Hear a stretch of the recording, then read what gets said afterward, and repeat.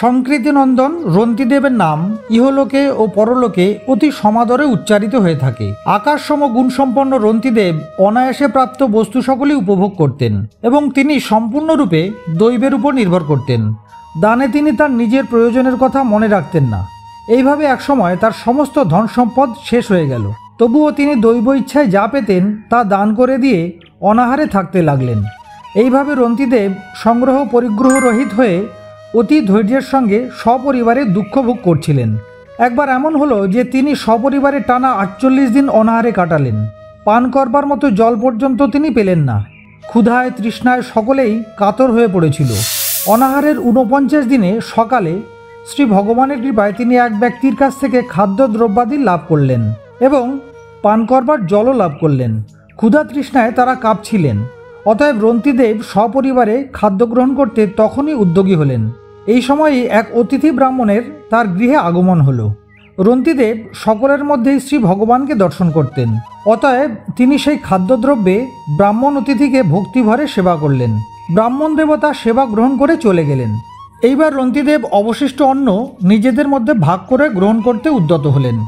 তখনই গৃহে এক অন্য শূদ্র অতিথির আগমন হলো। রন্তিদেব শ্রী ভগবানকে স্মরণ করে সেই অবশিষ্ট অন্নেরও কিছু ভাগ শূদ্ররূপে আগমনকারী অতিথিকে দান করলেন। অতিথিও তা গ্রহণ করে চলে গেল। সেই শূদ্ররূপী অতিথি চলে যাওয়ার পর কুকুরদের নিয়ে আর একজন অতিথির আগমন হলো। সে বলল, রাজন, আমি এবং আমার কুকুর সকল অতি ক্ষুধার্ত। রন্তিদেব পরম সমাদরে যা কিছু অবশিষ্ট ছিল সব সেই ব্যক্তিকে দিয়ে দিলেন। আর তিনি আগন্তুক ব্যক্তি ও কুকুরদের শ্রী হরিজ্ঞানে নমস্কার করলেন। রন্তিদেবের কাছে তখন জল ছাড়ার কিছু রইল না। তখন তিনি সেই জল সপরিবারে ভাগ করে গ্রহণ করতে উদ্যত হলেন। এমন সময় এক চণ্ডাল সেখানে উপস্থিত হলো। সে রন্তিদেবকে বলল, আমি চণ্ডাল, ভীষণ তৃষ্ণার্ত, আমাকে তৃষ্ণা নিবারণের জল দিন। চণ্ডাল এমনভাবে কথা বলল যে মনে হলো যেন তার সেই সকল কথা উচ্চারণ করতে খুবই কষ্ট হচ্ছে। তার কথা শুনে রন্তিদেবের দয়া হলো। তিনি বললেন, আমি শ্রী ভগবানের কাছে অষ্টসিদ্ধিযুক্ত পরম গতি কামনা করি না, আমি মোক্ষও চাই না। আমি কেবল কামনা করি যেন আমি সমস্ত প্রাণীকুলের হৃদয়ে অবস্থান করি আর তাদের দুঃখ আমি স্বয়ং অনুভব করি। কোনো প্রাণী যেন দুঃখ ভোগ না করে। এই ব্যক্তি জল পান করে বাঁচতে চায়। জল দান করলে তার জীবন রক্ষা হবে।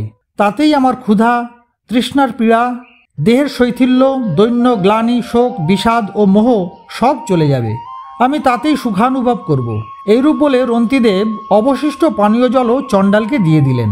তিনি স্বয়ং অতি তৃষ্ণার্ত ছিলেন, তবুও তার হৃদয় সাধারণভাবে এত করুণাসিঞ্চিত ছিল যে তিনি নিজে তা গ্রহণ না করে দান করতে দ্বিধাবোধ করলেন না। তিনি তার অসীম ধৈর্যের পরীক্ষা দিলেন। সেই অতিথি সকল বস্তুত শ্রী ভগবান রচিত মায়ারই বিভিন্ন রূপ ছিল। পরীক্ষা সমাপন হলে নিজ ভক্তের অভিলাষ পূরণ করবার জন্য ত্রিভুবনপতি ব্রহ্মা, বিষ্ণু ও মহেশ্বর তিনজনেই রন্তিদেবের সম্মুখে আবির্ভূত হলেন। রন্তিদেব তাদের চরণে নমস্কার করলেন। তার কামনা তো কিছুই ছিল না। শ্রী ভগবানের কৃপায় তিনি আসক্তি ও স্পৃহাতেও বিরহিত হয়ে গেলেন। তিনি ভক্তিভাবে নিজ মনকে পরম প্রেমময় ভগবান বাসুদেবে সমর্পণ করে দিলেন। তাদের কাছ থেকে কিছুই চাইলেন না। তার শ্রী ভগবান লাভ ছাড়া আর কোনো বস্তুর কামনা ছিল না। তাই তিনি মনকে সম্পূর্ণরূপে শ্রী ভগবানে নিবিষ্ট করে দিলেন। তাই ত্রিগুণময় মায়া জেগে উঠলে স্বপ্নে দেখা ঘটনার মতন বিনষ্ট হয়ে গেল। রন্তিদেবের অনুগামীগণও তার সঙ্গ লাভের প্রভাবে যোগী হয়ে গেলেন এবং সকলেই শ্রী ভগবানের চরণাশ্রিত পরম ভক্ত হয়ে গেলেন।